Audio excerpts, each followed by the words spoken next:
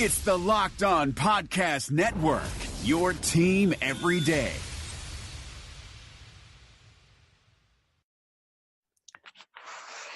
Welcome into another Locked On Bills episode. I'm your host today, Kevin Masseri, here with Spencer German. Spencer is joining us today. He's going to be pretty much on our Locked On show every week going forward. He's joining us from Rock Sports Network.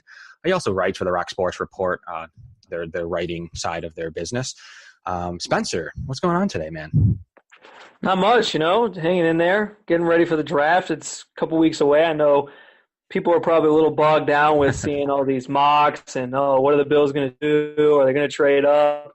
Obviously, we'll get into it, but the Richie Incognito situation, if that changes things. But, sooner or later we'll be at a point where they're actually drafting players. So I guess that's the good thing.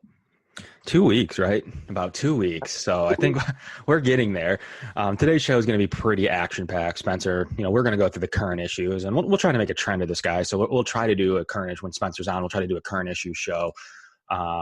Leading us up to the day before the draft, Spencer's going to be on if he's able to make it on his Wednesday show next week, and then the week following will be one day before the draft. So we'll maybe hit draft topics that day. But for going forward, we'll try to give you the breaking news, the stories of the week. We'll talk a lot about that kind of stuff. And today we're going to talk about Richie Incognito, as Spencer mentioned. We're going to talk about this package trade up special that they apparently have, according to a couple of people. And there's a couple of interesting topics for this time of year for the Bills. Let's talk about Richie. I mean, he's a guy that just redid his deal, called a pay cut, said he was glad to join the Bills, rejoin the Bills, and then, basically fires his agent, presumably for the money portion of it, and then continued yesterday to basically say, I'm retired. Spencer, what is your take on what is going on there? Yeah, we were kind of talking before we went on here, Kevin, but it's just been so bizarre because between the pay cut, which you figured that he had a hand in, I mean, you don't usually hear a guy taking a pay cut with just willy-nilly where his agent is saying, yeah, we're going to take this pay cut for you. You know what I mean? Because the agent wants more money out of the deal too. So it seemed like it was something he agreed to. And he even tweeted after the fact and said, I'm thrilled to be with Buffalo. Can't wait for another season, blah, blah, blah. So it was weird that from that it became, okay, I'm going to fire my agent. And he did it over Twitter, which was even more bizarre. I mean, I kind of played it off as is this like a delayed April Fool's joke? I didn't understand why he did it over Twitter. And I was like, okay, yeah, this is just him being Richie, just being a goofball. And then it kind of boiled into snowballed into what we saw happen this week where Peter King came out with the report saying, he is contemplating retirement. And that turned into kind of Vic Carucci from the Buffalo News getting the scoop on, he's officially retiring and giving some reasons outside of just the contract situation where he was saying, his liver and kidney issues are causing him to consider this and actually move forward with retiring. He tweeted at the NFLPA and said, I'm done, I'm out, which I thought was kind of, just like him being goofy again. It's just really bizarre the way it's all played out. To me, I wonder how much the Eric Wood situation played into this because, again, we don't know what's happening with Eric Wood. There's some contract discrepancies that they're still ironing out, I guess, and that's part of the reason why they haven't officially announced he's retired, although he did say he's not playing football anymore. But those two, Richie and Eric, grew really, really close over the last couple of years here together. So I wonder if he kind of looked and saw everything Eric was going through, knew his kind of right-wing man wasn't going to be there next year and said, hey, maybe I should start thinking about this too. And then he has some health issues of his own where he's kind of factoring into that. But, yeah, I mean, to me, that's kind of the biggest thing I look at. And I say maybe this was about more so than even the bonus situation or the restructure situation, the fact that he's losing a teammate that's near and dear to him and kind of analyzing his own situation from that. Yeah, definitely. And here you got Spencer German right here, his take here on Locked On Bills, your daily podcast expert. Spencer, I mean, there's got to be more to this story we don't know. I think you bring up a good point about Eric Wood. He was immediately the one that I pointed to. I think that has a lot to do with this. What's going on behind the scenes, Richie might know, we might not. So do you think that maybe he's guiding him like, hey, they might not take care of you toward the later end of your career if you're not feeling good and just kind of hang it in? But he did receive that roster bonus, and that's going to be very much another point of contention for the Bills on the cap is they're going to try to get that back as well as the prorated portion of the signing bonus. So there's going to be some major discussions over the $2.2 million or so that are not accounted for right now. The Bills, by all accounts, especially after re-signing a deal and said he's ready to go, a little different than Eric Wood. I mean, they're going to need to account for a large portion of. I mean, that's paying for, like, truthfully, half of your second round pick or your first round pick. So, what's kind of your take financially? You know, they could save as much as 5.9, and does give them some more flexibility here. Like, what do you think financially is like the move here for the Bills? Are they going to just let it go? Like, what do you do here as being in the Bills front office? Yeah, you're spot on with that, obviously, and I know you know the Cavs so well, Kevin. But I'm pretty sure, like, there's some wording in the CBA where if a guy retires, just kind of while his contract's still going on, you can request to get some of that signing bonus back. So you're right; they could potentially end up saving all this money that they owed him this year. They're already going to get his base salary back, so that's 3.6. You have the signing bonus, you have the roster bonus, which I'm assuming they'll get back as well. The restructure bonus, I should say, that they kind of factored in. At least they should get that back. Yeah, at the very least. So, I mean, at the most, I guess you're looking at, if they end up still having to pay the signing bonus, $1.15 million in dead cap hit for Richie, which isn't terrible, and you get a good chunk of money back that you can use. So, yeah, I mean, I think they're going to end up kind of lucking out here in the sense, again, you lose your best lineman by all accounts, but you're going to luck out financially where you have a good chunk of cap space back that you'll now be able to use for either rolling over the next year or signing a guy to maybe replace him. Again, you're not going to find a guy like Richie Incognito on the market at this time of year, or maybe that's money that you can then – it's money that will, depending on when this gets finalized, that you can now factor into your rookie pool, so that gives you a little more cap flexibility moving forward. So it definitely works out, I think, financially for them.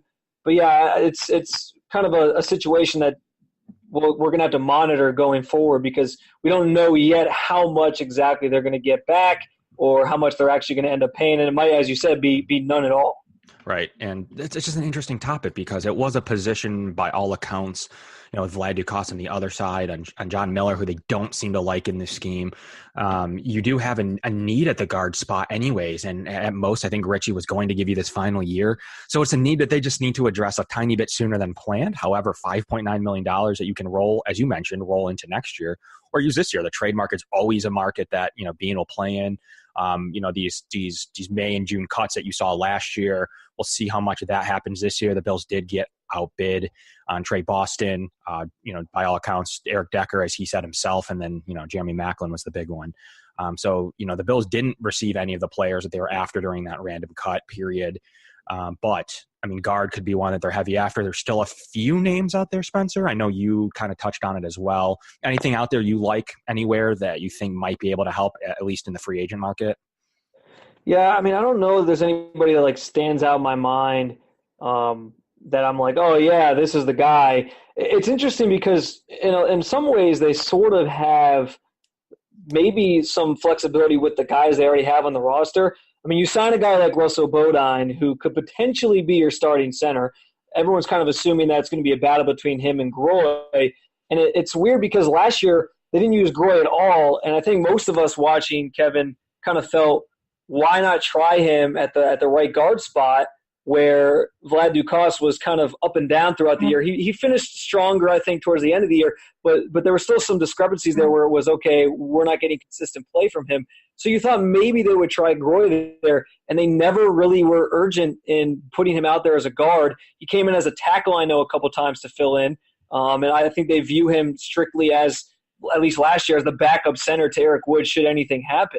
So it was interesting they saw him that way, but he's a guy who can play guard where maybe you put Bodine at center, he's your starter, and then you have Groy as filling in for Incognito now because you realize that you need to fill that hole somehow, and then you still have Vlad Dukas on the other side just for continuity's sake.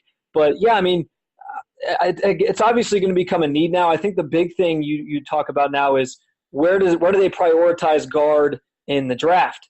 We know that maybe they were going to look linemen, maybe not right away because all the rumors are they're trading up for a quarterback, but were they going to look guard? Were they going to look tackle? They probably need to find a tackle for the other side to replace Jordan Mills at some point. Yep. So I don't know where this now ranks on their priority list. I know a lot of people feel maybe they should just fill these needs and not worry about the quarterback now, which I disagree with.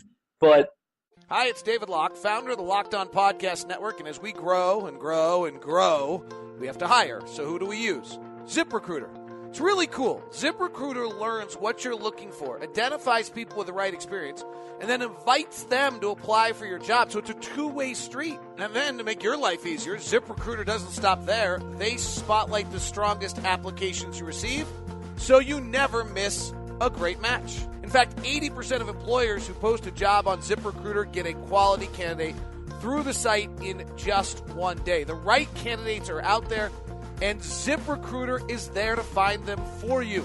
It's been really fabulous for the Locked On Podcast Network, and it works for business of all sizes. So trust ZipRecruiter for your hiring needs. Right now, my listeners can try ZipRecruiter for free. That's right, ZipRecruiter for free. Here's what you have to do. Just go to ZipRecruiter.com/lockedon. That's ZipRecruiter.com/lockedon. ZipRecruiter.com/lockedon. ZipRecruiter. It's the smartest way to hire. Are you noticing your hairline starting to recede? Maybe that bald spot on top of your head's getting a little bit bigger? Did you know that 66% of men lose their hair by age 35? Here's the thing. When you start to notice it, it's too late. It's much easier to keep the hair that you've already grown than trying to regrow hair that you've lost. Go to forhims.com, a one-stop shop for hair loss, skincare, and sexual wellness for men. Thanks to science, baldness can be optional. Hims connects you to real doctors and medical-grade solutions to treat hair loss. No snake oil pills, no gas station counter supplements, no waiting rooms, no awkward doctor visits. It's so easy. Order now. My listeners get a trial month of Hims for just $5 right now while supplies last. See the website for full details. This would cost hundreds if you went to the doctor or to a pharmacy.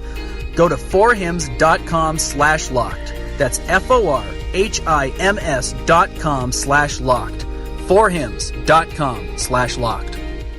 I think obviously this is something they're going to have to address at some point anyway, so I don't really see a problem with maybe finding somebody to fill in the hole and then figuring it out next year when you have so much cap space at your disposal.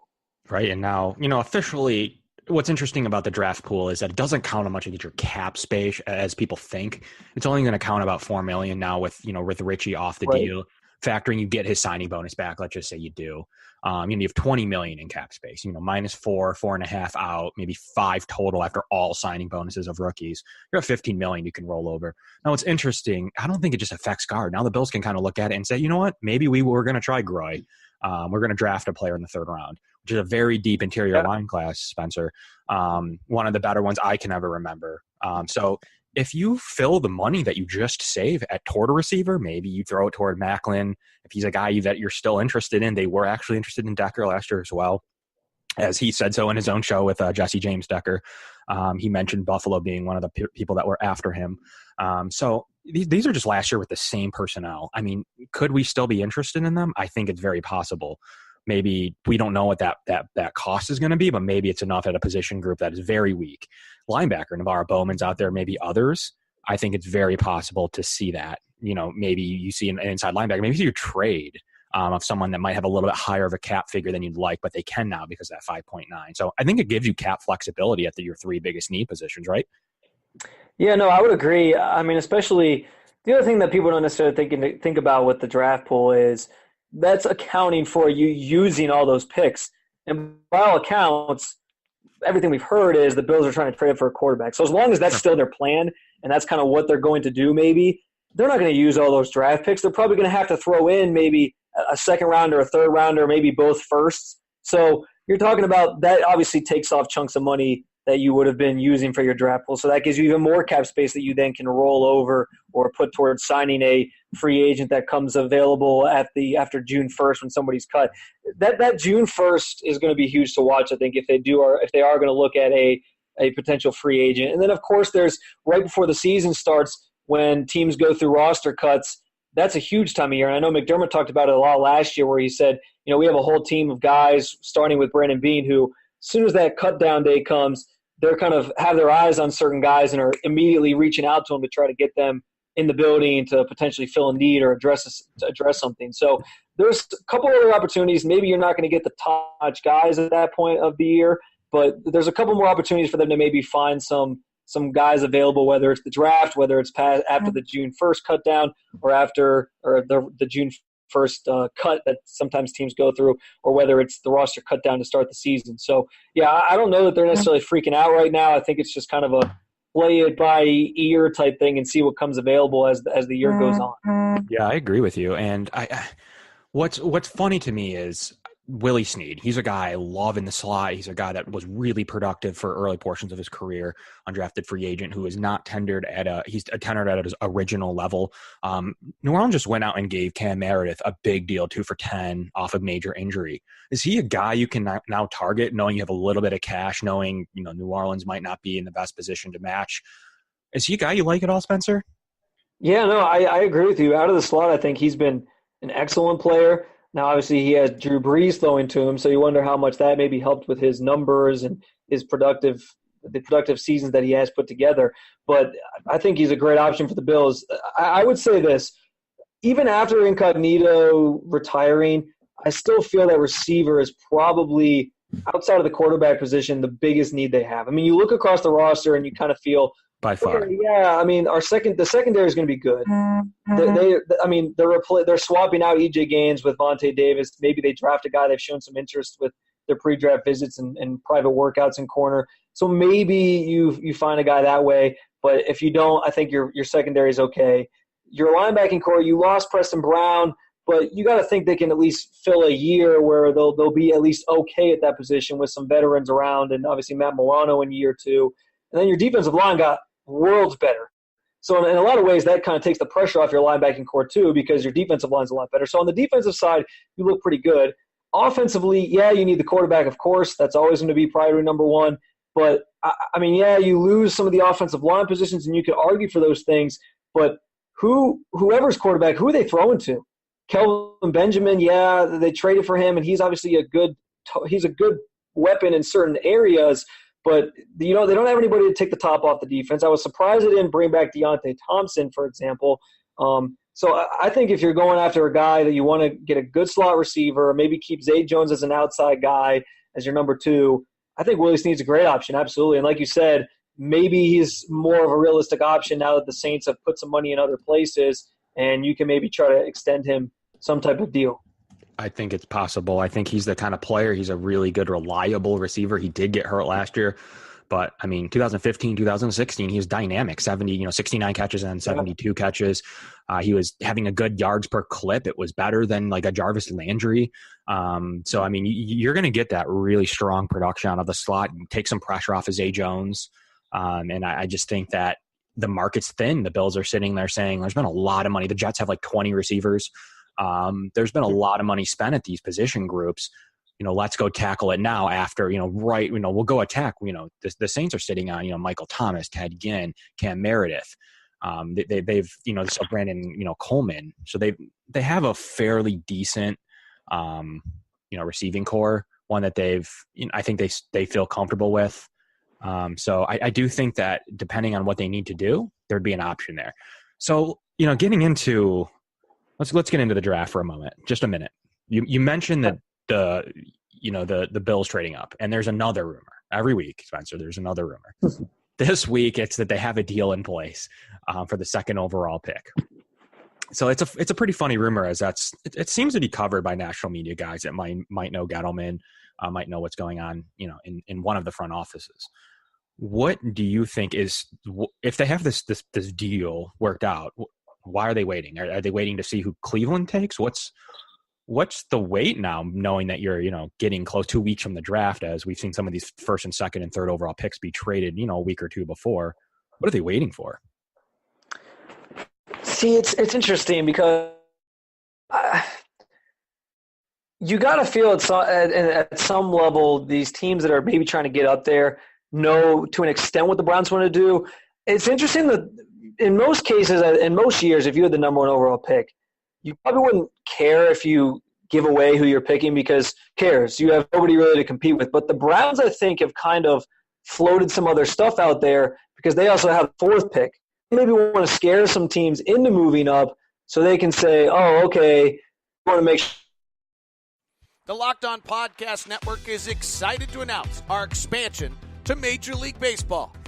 Let me introduce you to the new host of Locked On Reds. This is James Rapine of ESPN 1530 in Cincinnati, your host of the Locked On Reds podcast. It's your go-to source for daily coverage of the Cincinnati Reds. Join me every day as we dissect all of the news and break down everything that's happening with and around the Reds this season. Make sure you keep it locked on Reds for your daily Reds fix. Subscribe to Locked On Reds on iTunes, Spotify, or whatever podcast catcher you use. It's the Locked On Podcast Network, your team every day, now with Major League Baseball.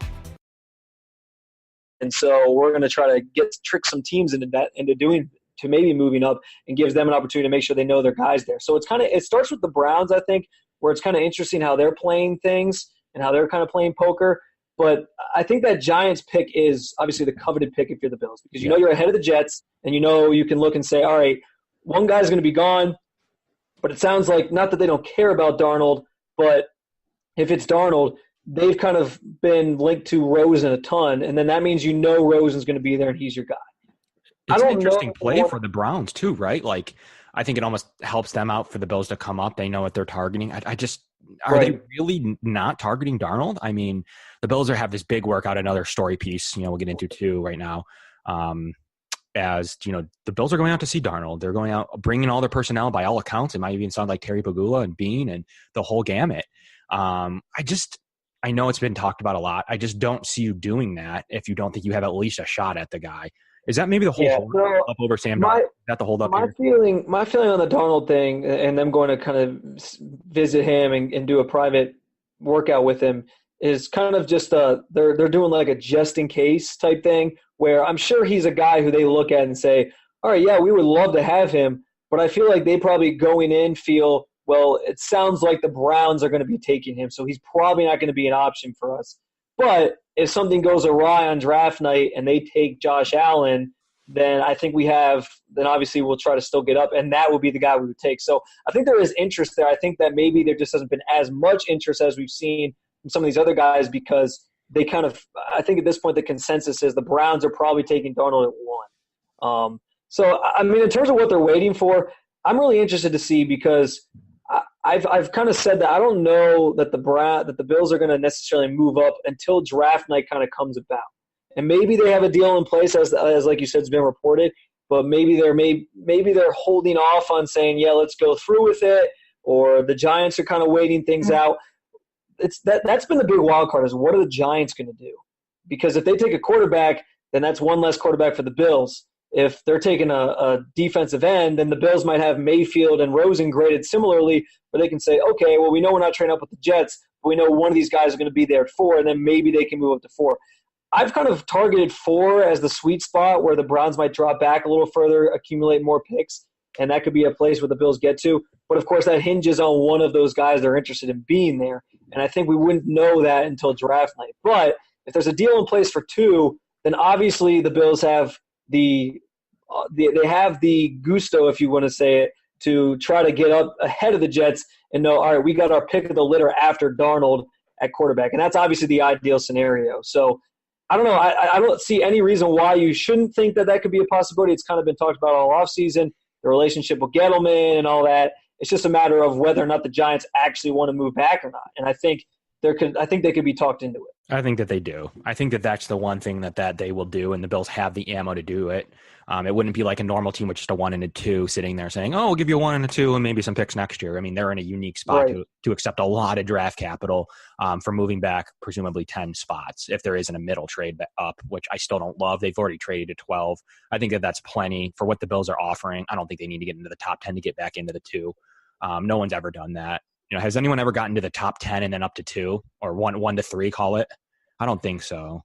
Well, the Eagles got – was it 9? It was 8. 8? A couple years when they drafted Wentz, and then they moved up further, obviously, to get to 2 to take Wentz. So that was the most recent example I can think of a team getting into the top 10 and then moving up again. And that's what people have said too, is maybe they have to move up one more time and then move up again, which obviously then you're talking about maybe giving up a lot more picks than you want to. But I think you're right. I think they have the ammo to do it.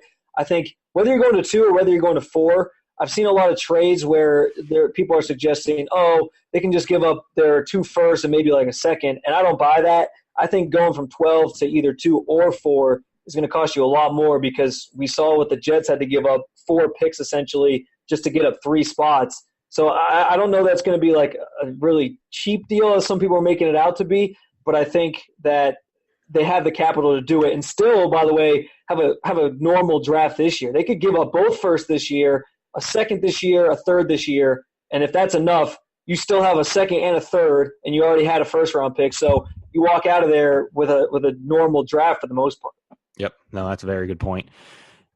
It's going to be interesting to see what that picks. I think 4 obviously gives you a little bit better of a value, especially because you can point to saying, well, we wanted to get to 2. We didn't get there. Our first, second, and third, or whatever the case may be, first and second quarterbacks are gone. We're not going to pay as much. I think that there's some possibility the Browns already getting their quarterback. They might, or even Denver, if they're willing to trade out at 5. You can call them and basically say, hey, Cleveland, we're not worried about you now taking a second quarterback. So you want to trade back or not? If not, we're going to just call Denver. So I think you can play a little bit of gamesmanship at 4, but at 2, I just think the premium there is going to be plenty expensive enough to where I don't know that you can make the deal. I don't know exactly what they'd be looking for, but it's going to cost them a fortune. So I'm interested to see how it all plays out. I mean, as is everybody, but I just don't think that you can get up that high without, like you mentioned, it's not going to just cost a 1 and a 1 and a 2, call it. It's going to cost 1, 1, 2, 3, and probably more. So people have been rumored saying 6 picks. I don't quite know where you get up to 6, but I also think the Jets overpaid. I mean, that's just 0.1. They went from 6 to 3. They extremely overpaid. And I think that with trading up into the top 5 picks or so, you're always going to have to pay some inflation. Yep. Hard and say, according to the draft, but all these teams throw. Yeah, there's definitely going to be some heavy inflation. That's going to be taking place there. So, I mean, Spencer, really had a good chat with you today. Glad you were able to make it on the show for our Wednesday segment. So I would really looking forward to our future editions. Yeah, I mean, a team can look at that and say, too, like, we know you want to get a quarterback, so if you want to make sure you get your guy, you got to throw in another pick, or you got to throw in 2 more picks. So that can add to the price, I think, too. And I think a lot of the waiting game, too, can be from just saying, hey, we like Sam Darnold. He's the guy we're coming up for in New York. If he's not there, we're not making the trade. If they take Josh Allen or they go a different route somewhere else that we're not talking about now in Cleveland, we're not making that trade up. We're going to maybe look at Cleveland at 4 or 5. That'll be our sweet spot. We're not going to just come up to 2 to take Mayfield or whoever their second quarterback may be. If it's Darnold, maybe they're waiting to see what Cleveland does for sure before coming up. I think that there could be a little bit of that, saying if Darnold goes 1 like he's supposed to, sorry, New York, he's the guy that we targeted in the top 2. If he's not there, we unfortunately don't have Rosen or Mayfield at that high of a grade. We're going to maybe save 1 pick, maybe save a third or a second, and maybe call it 4 or 5. I think that's possible. Yeah, I mean, or on the other side, maybe the Giants are waiting until draft night to see, because I know there was one report that I know Ryan Lasel, who works with me at RSN, was saying that the Giants will take a quarterback if the quarterback's Darnold. So maybe the Giants are waiting to see if the Browns actually go Darnold, and if they do take Darnold, then they'll trade out, or if they don't, then they'll take Darnold themselves. So that's another interesting. It could be both ways. Yeah, no, for sure. I mean, that's what makes this interesting. If the Browns do go Josh Allen, or I don't think there's any other candidate at this point, but if they do go Josh Allen, let's just say Josh Allen, I think it just opens the door. I don't know that it helps the Bills. And as much as Josh Allen's gone and he goes number 1, and that's great, Sam Darnold's there, all of the other quarterbacks are there, I don't think in the grand scheme of things that helps the Buffalo Bills.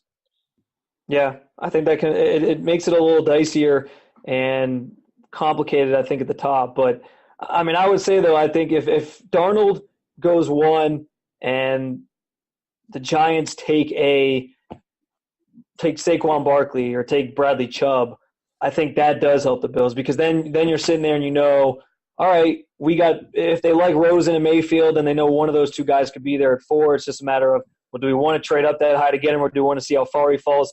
It really is kind of just a domino effect of things that kind of happen on draft night, which is what makes it so fun. You just never know. And like you said, if they take Allen and then Darnold's gone, it's interesting. There's so many different things, and there's so many different rumors. We don't necessarily know which guy the Bills have as their favorite or whatever. But, we have ideas. But, they are interested in all four of those top guys, and they'll do anything they can to get up there. I think most Bills fans would say, well, if Josh Allen is the only one left after the top three, then why don't you just wait? I don't know that everyone obviously isn't in love with Josh Allen on the outside, but maybe the Bills are in love with Josh Allen. So you really just never know what's going to happen. I think this could all kind of play out as we've kind of been alluding to here. And it might take until draft night for all of it to kind of come to fruition. It could, and I think Cleveland holds the first chip. If they do something else, it could even cause another ripple effect, like you mentioned, taking Chubb or Barkley, or if they say, you know what, we like Rosen the best. I don't know. Let's take our player for sure, get him off the board, and we have a really strong chance of landing him at 4. We feel we know what the Giants are going to do. We feel we know what the Jets are going to do. Maybe they pull something like that. I don't know. Maybe they go with Allen. Maybe they just do the normal thing, go with Darnold like they should. So we'll see. I think they hold the chips, and then once they decide, and if that's draft night, that's draft night. If that's before, then I start to think 2 happens immediately. The Giants trade out to the Bills and or keep the pick for Darnold.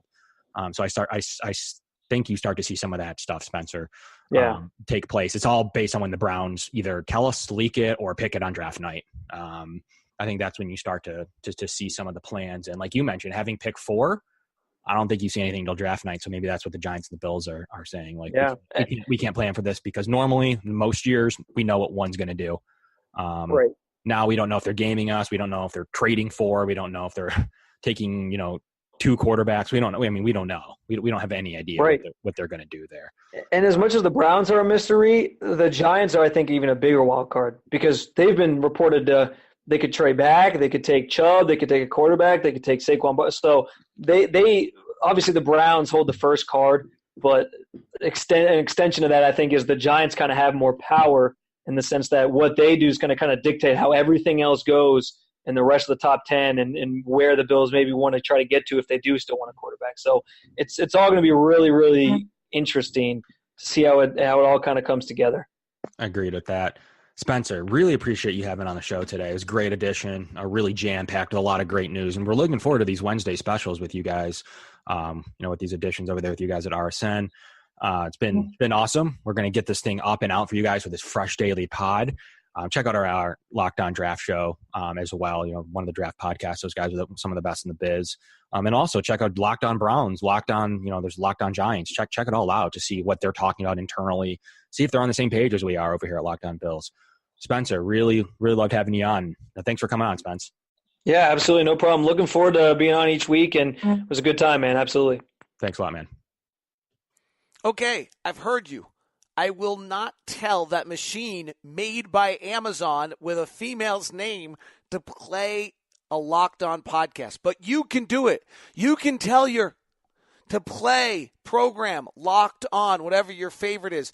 And I promise I won't say, okay, that big, huge mammoth brand that makes all sorts of things, play podcast, such and such anymore. I've heard you. But just let you know, you can do it. You can play all of your Locked On podcast networks on your smart home devices. The Locked On Podcast Network, your team every day, and now just about everywhere.